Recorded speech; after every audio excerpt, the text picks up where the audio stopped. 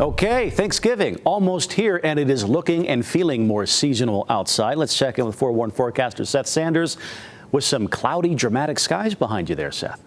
Yeah, it is starting to feel a little bit more like Thanksgiving thanks to these clouds and the cooling temperatures. Yesterday, it was feeling more like Labor Day. It was really nice. But we are starting to get those autumn feels as that moisture moves on in. This is our Black Desert Sky Cam down in Ivins, showing we have cloudy conditions down there. Temperatures are capped as well. You can see 65 degrees down in St. George. They're at the same temperature that we are here in the Salt Lake and Ogden valleys. Other than that, we have 50s and 60s across the state.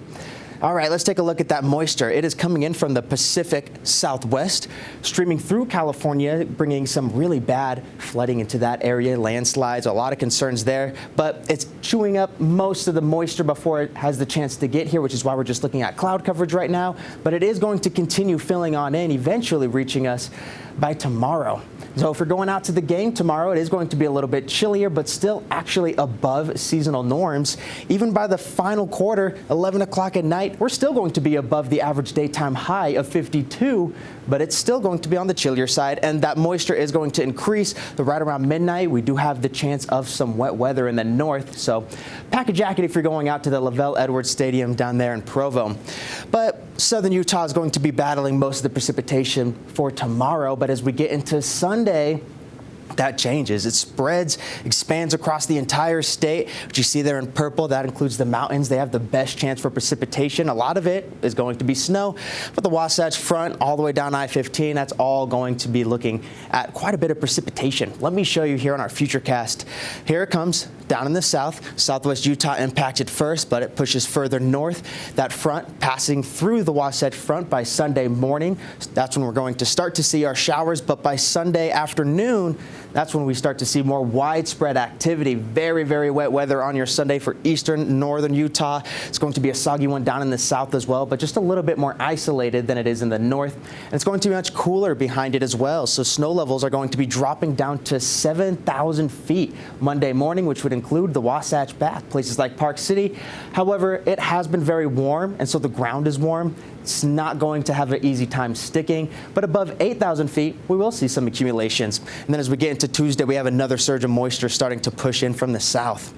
All right, like I mentioned, we're going to see a little bit of mountain snow here. This is a valley rain mountain snow setup.